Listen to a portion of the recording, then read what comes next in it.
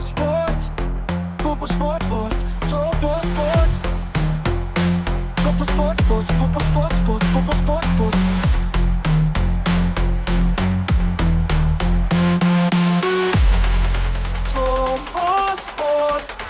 سلام زخبركم تغطاتلتي على توزينا سبورت النهو سناي مكتتال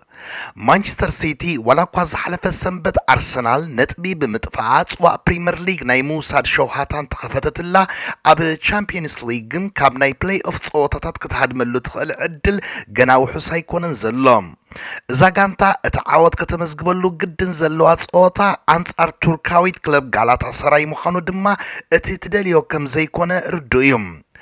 غالاتا سراي أبز حلفناي كربا مس إنجليزاويان غانتاتات زكايدتو 4 قطمات زي تسعرت مخانا نسيتي برتع دوليو أب إزنا زدوال زلوم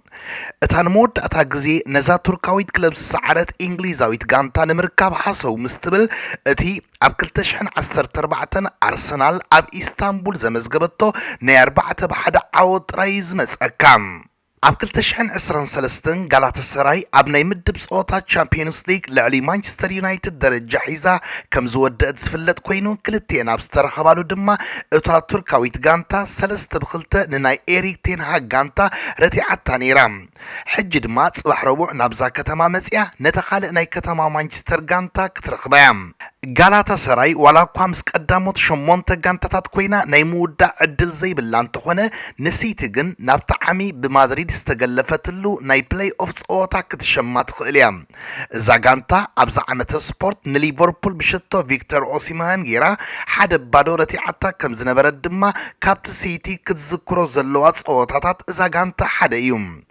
ገለገለ ወገናት እዛ ጋንታ አንጻር እንግሊዛውያን ክለባት ከምዛ አይነት ጽቡቅ ውጽኢት ከተመዝገብ ዝኽአለትሉ ምክንያት ናይ ቱርኪ ሊግ ካብ እንግሊዝ ወፃ ዝካየድ ካልእ ፕሪሚየር ሊግ ስለዝኾነ ይዝብል እምነት የምጽለው ከም ተሓጋጋዚ አሰልጣን ኮይኑ ብዙሕ ስራሕ ዝሰርሐ ስፓኛዊ እስማኤል ጋርሺያ ጎመዝ እውን ሊግ ቱርኪ ካብ ናይ ኢጣልያን ስፓኛን ሊጋት ዝያዳ ቅልጡፍ ከም ዝኾነ ብምሕባርዩ ጋላታ ሰራይ ምስ እንግሊዛውያን ጋንታታት ክትመጣጠን ትኽእል ዝብል ርድኢት ዘለዎም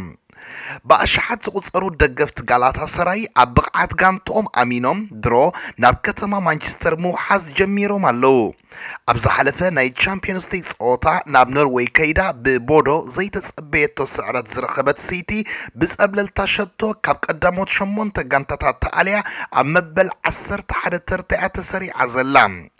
سيتي أبز تقرارب نتب زلو سليدا ناي مدب صوتا تشامبيونز ليج حانت كابتن 13 نتب حيزن زلوا شمونتا غانتاتاتيام أب مونغو أب سالساي ترتا زلا ريال مدريدن أمبل 15 درجة زلا جوفنتوسن زلو ناي نتب فللي 3 تراي مخانو دما نزل صباح أب حدا ساعات زكاد ناي مودا أتا ناي مدب صوتا زيادة أقدا سنت كهلو دري خلوم سيتي دما نزل تقرارب نتب سجيرا مسك قداموت شمونتا غانتاتات كوينا كاب ناي بلاي اوف قطمات كتحدم انت دا خوينا صباح ربوع نغالاتا سراي قدني كتعوت الله زلوام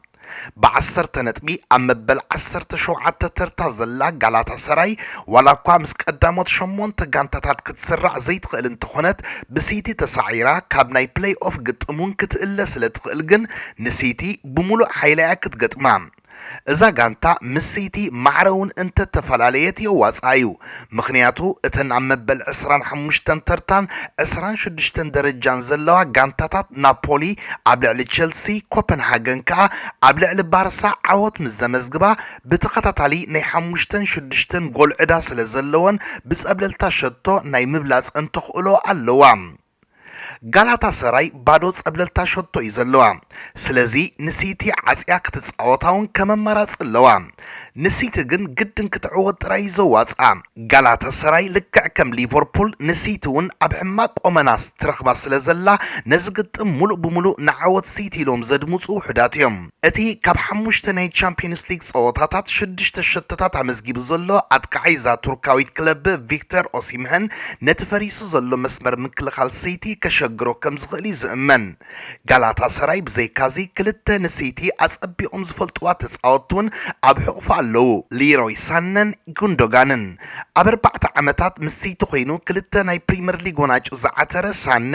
ኣብ ዝሓለፈ 5 ናይ ቻምፒየንስ ሊግ ጸወታታት ጋላታ ሰራይ ሙሉእ 9 ደቂቕ ዝተጻወተ እዩ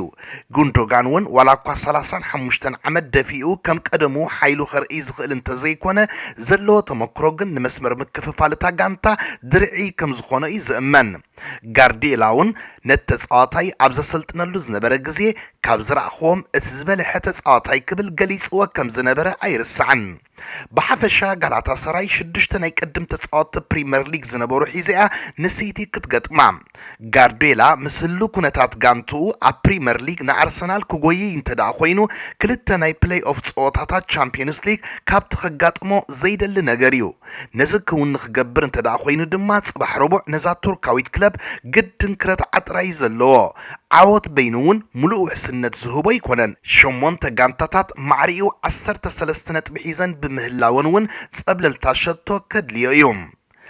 ኣብዚ ዕለት ካልእ ዝዓበየ ግጥም ኮይኑ ቀሪቡ ዘሎ ናይ ዝሓለፈ ዓመት ቻምፒዮን PSG ንኒውካስል ኣብ ከተማ ፓሪስ ተእንግደሉ ጸወታ እዩ እዘን ክልተ ጋንታታት ማዕረ 13 ነጥቢ ኣዋህሊለን ንጸብለልታ ሸቶ ጥራይ ተበላሊጸን PSG ኣብ ሻድሻይ ኒውካስል ከዓ ኣብ 7ይ ተርታ ተሰሪዐን ዘለዋ ኣብዚ ምሸት ተጋጥም ንእሽቶ ጌጋ ብድሕሪአን ዘለዋ ቸልሲ ባርሰሎና ስፖርቲን ሲቲ አትሌቲኮ ማድሪድን ኢንተር ሚላንን ዕድል ዝኸፍት ብምዃኑ ድማ ብዓብ ትኹረትን ክጻወቶም ኒውካስል ኣብ ዝሓለፈ ጸወታ ንፒኤስቪ ኤንድሆቨን 3 ባዶ ድሕሪ ምርታዓ ምስ ቀዳሞት 8 ጋንታታት ክድይብ ከላ ፒኤስጂ ከዓ ብስፖርቲን ድሕሪ ምስ ዓረያ ብቐጥታ ናብ ግጥም ኣውዲእካ ምሕላፍ ናይ ምስጋራ ዕድል ኣብ ዋጋ ዕዳጋ የእትያቶም እዘን ክልተ ጋንታታት ማዕረ ወፅአን ዘለወን ናይ 10 ሸቶ ጸብለልታ ምናልባት እተን ብድሕሪአን ዘለዋ ጋንታታት ነጥቢ ምስ ዘጥፍኣ ክሕግዘን ዝኽእል እኳ እንተኾነ እቲ እንኮ ውሕስነት ዝህብ ግን ዓወት ጥራይ እዩ ብፍላይ ኣብ ሜዳኣ ትገጥም ዘላ PSG ግድን ክትዕወት ጥራያ ክትኣቱም ኣብ ዝሓለፈ ናይ ውሽጢ ዓዳ ጸወታ ንደምበለን ደሲኽ ደወን ቀዲማ ካብ ምስላፍ ከተዕርፎም ዝወሰነትሉውን ኣገዳስነት ነዚ ናይ ጽባሕ ግጥም ኣብ ግምት እትያ ውጽኢት ናይ ዘን ክልተ ጋንታታት ብድሕሪአን ንዘለዋ ካልኦት ጋንታታት ኣዝዩ ዝጸሉ ብምዃኑ ዝያዳ ትኹረት ዘድልዮ እዩ ባርሳ ኣብ ሜዳኣ ኑ ካምፕ ንኮፐንሃገን እያ ከተእንግድ እዚ ግጥም ንባርሳ ምስ ቀዳሞት 8 ጋንታታት ኮይና ብቐጥታ ናብ ዝቕጽል ጸወታ ክትሓልፈሉ ትኽእል ዕድል ዝፍትን ክኸውን ከሎ ንኮፐንሃገን ከዓ ኣብዚ ውድድር ክትጸንሕን ዘይክትጸንሕን ዝውስን ናይ ሞትን ህይወትን ጸወታ እዩ ባርሳ 13 ነጥቢ ሒዛ ኣብ ታሽዓይ ተርታ እያ ዘላ ባርሳ ኣብ ዝግጥም ዓወት ጥራይ ዘይኮነ ብዝሒ ሸቶታቱን ከድልያ እዩ ምሕላፋ ኣብ እግራ ጥራይ ከም ዝምርኮስ ክትገብሮ እንተዳ ኮይና ሄንስ ፍሊክ ካብታ 8ይ ተርታ ሒዛ ዘላ ቸልሲ ብሓንቲ ጸብለልታ ሸቶ ይተበሊጹ ዘሎ ብድሕሪኡ ምስ ዘላ ስፖርቲን ማዕረ ጸብለልታ ሸቶ ክህልዎ ከሎ ንሲቲ ከዓ ብሓንቲ ጸብለልታ ሸቶ ይቀዲምዋ ዘሎ ስለዚ እዚ ሰልጣኒ ኣብዚ ናይ ጽባሕ ጸወታ ሓያል ጋንታ ቀሪቡ እንተወሓደ ናይ 2 ወይ 3 ብልጫ ሸቶታት ሒዙ ክወፅእ ከድልዮ እዩ ኣብዚ ጸወታ ሸታሕ ምስ ዝብል ግን ኣብ ላሊጋ ምስ ማድሪድ ብሓንቲ ነጥቢ ፍልልይ ጥራይ ዘካይዶ ዘሎ ቅልስ ብክልተ ተወሰኽቲ ጸወታታት ፕሌይ ኦፍ ገይሩ ተጻወቱ ኣብ ድኻምን መጉዳእትን ከቃሊዕ እዩ ኮፐንሃገን ኣብ መበል 26 ተርታ ተሰሪዓ ብምህላዋ ብባርሳ እንተደኣ ተሳዒራ ካብ ዝውድድር ምግላፋ እዩ ምናልባት ናብ ኑ ካምፕ ከይዳ እንተደኣ ተዓዊታ ግን ኣብ ግጥም ፕሌይ ኦፍ ናይ ምጽዋት ዕድል ኣለዋ ስለዚ ነዚ ግጥም ከም ናይ ዋንጫ ጸወታ ጌርያ ክትቀርቦም እታ ታሪኻዊት መባእስቲ ባርሳ ዝኾነት ማድሪድ ውን ናብ ከተማ ሊዝበን ከይዳ ተካይዶ ግጥም ዋላ እኳ ክንድዚ ናይ ባርሳ ኣይኹን ዓብ ኣገዳስነት ኣለዎ ማድሪድ 15 ነጥቢ ምስ 11 ጸብለልታ ሸቶ ሒዛ ብምህላዋ ማዕረ ምውፃውን ምስ ቀዳሞት 8 ጋንታታት ከስራዓ ይኽእል እዩ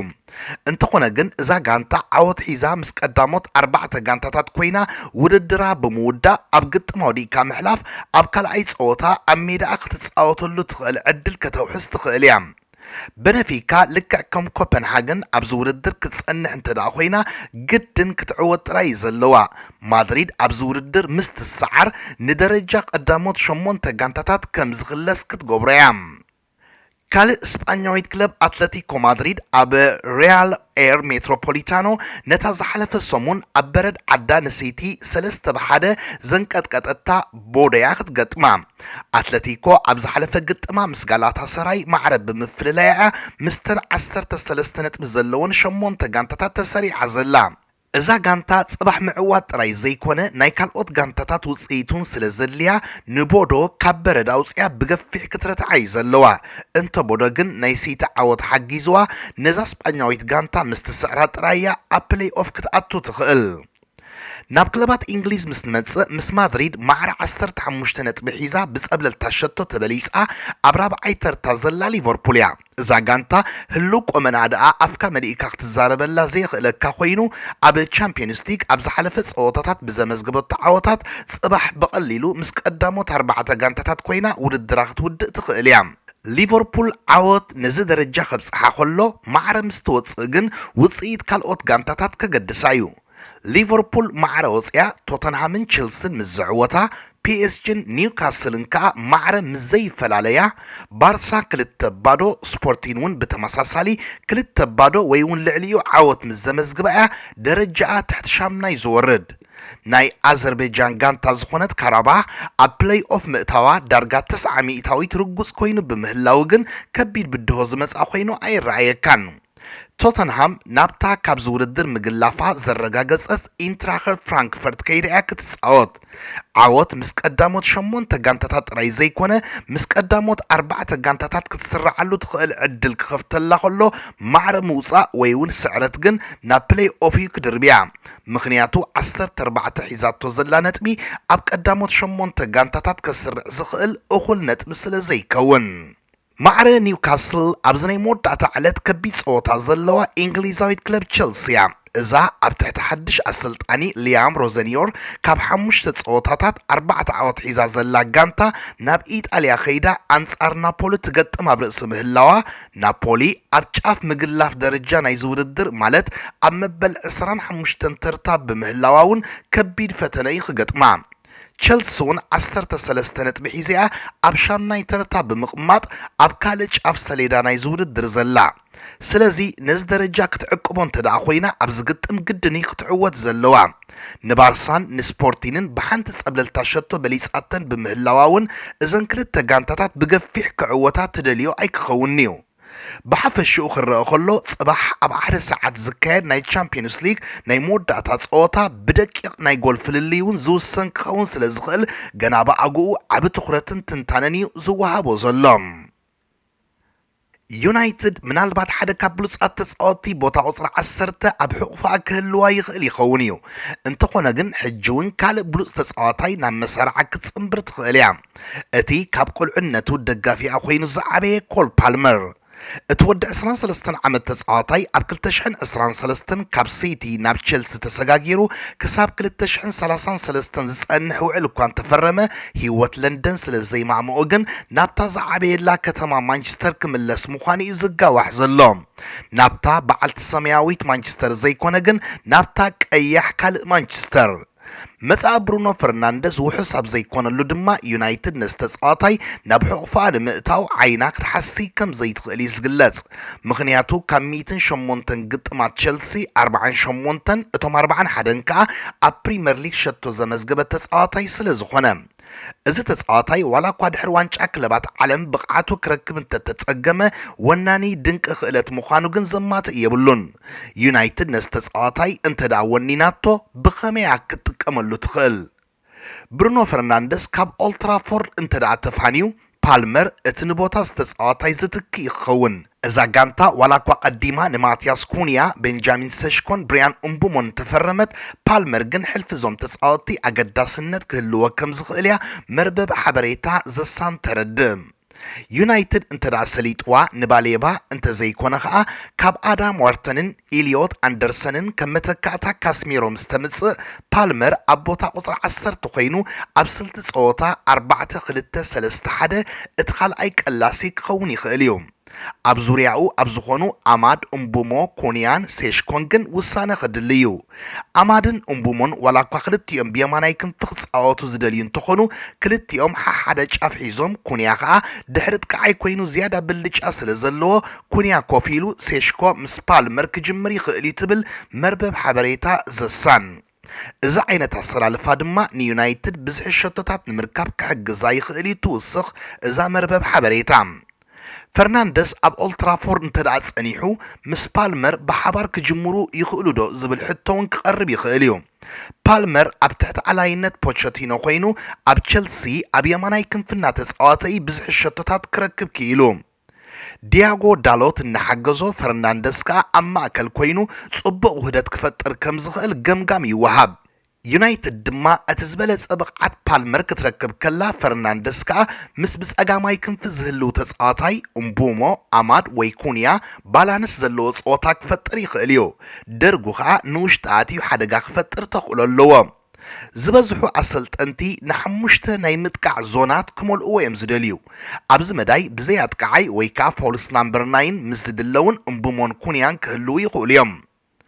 ከም ሳልሳይ ኣማራፂ ኮይኑ ቀሪቡ ዘሎ ምስሊ ገረብ ልደት ዘለዎ ቅድስ ሰላልፋ እዩ እዚ 4-2-3-1 ዓይነት ኣሰላልፋ ኩሎም ኣጥቃዕቲ ዝቀራረብሉ መንገዲ ዝፈጥር እዩ ኣብዚ ሰለስተ ኣብ ቦታ ቁፅሪ 10 ዝረኣዩ ተጻወትቲ ዝሓቁፍ ስልቲ ፓልመር ኣብ የማናይ ክንፊ ክጻወት ዝኽእል እዚ ስልቲ ቁልጡፍን ባህርያዊ ድፍኢት ዘለዎን ምቅብባል ኩዕሶ ኣብ መንጎቶም ለወጥቲ ተጻወትቲ ዝፈጥር ብምዃኑ ብልጭ ኣለዎ ተጻወቱን ከከም ኩነታቱ ቦታ ክለዋወጡ ዝሕግዝ እዩ እዚ ኩሉ ግን እቲ መሰልጠኒ ማእከል ዩናይትድ ከኣቱ ዕድል ዘይረኸበ ፓልመር ማልያ ዝዓባይ ጋንታ ወዲ ክጻወት ዕድል ምስ ዝረክብ እዩ ካብ ቁልዕነቱ ንሩኒ ከም ሞዴሉ ገይሩ ዝዓበየ ፓልመር ኣብ መሰልጠኒ ማእከል ዩናይትድ ቦታ ሲኢኒኡ 15 ዓመታት ኣብ ሲቲ ይሕሊፍዎ ኣብ ባሓጎ እዚ ተጻዋታይ ፓልመር ኣብ መሰልጠኒ ማእከል ሲቲ ብውሽጢ ናይ ዩናይትድ ማልያ ገይሩ ይኸይድ ከም ዝነበረ እዩ ዝሕብር ፓልመር ኣብ ሲቲ ኣብ ዝስልጥነሉ ዝነበረ ግዜ እዚ ሕጂ ኣብ ምስጓግ ሩበን ኣሞሪም ዝለዓለ ኢድ ዝነበሮ ላዕለዋይ ሓላፊ ዩናይትድ ጄይሰን ዊልኮክስ ኣካየድ ነይሩ ንሱ ብ2022 ካብ መሰልጠኒ ማእከል ሲቲ ዝወፀ ተጻዋታይ ሓደ መዓልቲ ሽልማት ባለንዲኦር ክወስድ ኢሉ ተዛሪቡ ከም ዝነበረ ዝፍለጥ እዩ ሕጂ ኣብ ዩናይትድ ኮይኑ ድማ ንህይወት ፓልመር ክቕይር ዝለዓለ ኢድ ኣለዎ ኣጥቃዓይ ሲቲ ኤርሊን ሃላንድ ኣብ ዓዱ ኖርዌይ ናብ ሓንቲ ቤት ምግቢ ኣትዩ ቅብቅብ ስጋ ወይ ከዓ ሚትቦል ክበልዕ ድሕሪ ምርኣዩ እታ ቤት ምግቢ ልዕሊ ዓቕን ትእዛዛት ክመጽኣ ከም ዝጀመረ ሓቢራ ወናኒት ናይቲ ቤት ምግቢ እቲ ወዲ 25 ዓመት ተጻዋታይ ሃንደበት ሓደ ሰንበት ናብቲ ቤት ምግቢ መጽኡ ነቲ ብዙሕ ምዃኑ ዝገለጸቶ ምግባ ብቐሊሉ ክውድኦ ምኽኣሉ ከም ዘገረመያ ኣፍሊጣ እቲ ዝዓበየ ነገር ግን ድሕሪ ሃላንድ ናብቲ ቤት ምግቢ ምምጽኡ ንመዓልቲ ክሳብ 30 ኪሎ ስጋ ክእዘዙ ከም ዝጀመሩን ጠለባት ልዕሊ ዓቕሞም ኮይንዎም ከም ዘሎን ሓቢራ ኣብ ምግቢ ፍሉይ ኣረኣእያ ከም ዘለዎ ዝእመነሉ ሃላንድ ዝሓለፈ ዓመት ናይ ምግቢ ናይ ዩቲዩብ ቻነል ከም ዝኸፈተ ኣይርስዕን ዝሓለፈ ሰንበት ኣብ ልዕሊ ኣርሰናል ብልጽቲ ሸቶ ዘመዝገበ ፓትሪክ ዶርጉ ኣብ ትግጥም ምጭብባዕ ጅማውቲ ከም ዘጋጠሞ ተገሊጹ በዚ ምኽንያት ከዓ ተጻዋታይ ንንውሕ ዝበለ እዋን ካብ ጸወታ ክርሕቕ ከም ዝኽእል ይግለጽ ኣሎ እዚ ኣብ ዝሓለፈ ሰሙናት ሓደ ካብ ብሉጻት ተጻወትቲ ዩናይትድ ኮይኑ ዝቐነየ ተጻዋታይ ትማሊ ሶኒን ሎሚ ሰሉስን ድሕሪ ዝተገብረሉ መርመራታት እዩ ክሳብ 10 ሰሙን ካብ ጸወታ ክርሕቕ ከም ዝኽእል ዝንገር ዘሎ እዚ ጸገም ናይ ምጭብባዕ ጅማውቲ ክሳብ ክንዲዚ ግዜ ዝጸንሕ እንተደኣ ኮይኑ ድማ ዩናይትድ ኣብ ፍርቂ ወርሒ ሚያዝያ ኣንጻር ሊድስ ኣብ ትገብሮ ጸወታ እያ ክትረኽቦ ቅድሚ ሓደ ዓመት ካብ ሌቼ ናብ ዩናይትድ ዝመጸ ደርጉ ብቕዓቱ ንምርካብ ተሸጊሩሉ ዝነበረ ግዜ ሓሊፉ ኣብ ጽቡቕ ቆመና እናሃለወ ከምዚ ዓይነት መጉዳእቲ ከጋጥሞ ምኽኣሉ ዕድል ኣይገበረን ዩናይትድ ብወገና ንቦታ ቻምፒየንስ ሊግ ኣብ ትቃለሰሉ ዘላ እዋን ምስ ተርእዮ ዘላ ብሉጽ ብቕዓት እዚ ተጻዋታይ ከምዚ ዓይነት መጉዳእቲ ከጋጥሞ ምኽኣሉ ዕድል ኣይገበረትን ክቡራት ተኸታተልቲ ነዚ ዕለት ዘዳለኽዎ ትሕዝቶ ኣብ ዝተፈጺሙሎ ስለምክትታልኩም ብልቢ የመስግን ሰላም ወሰናይ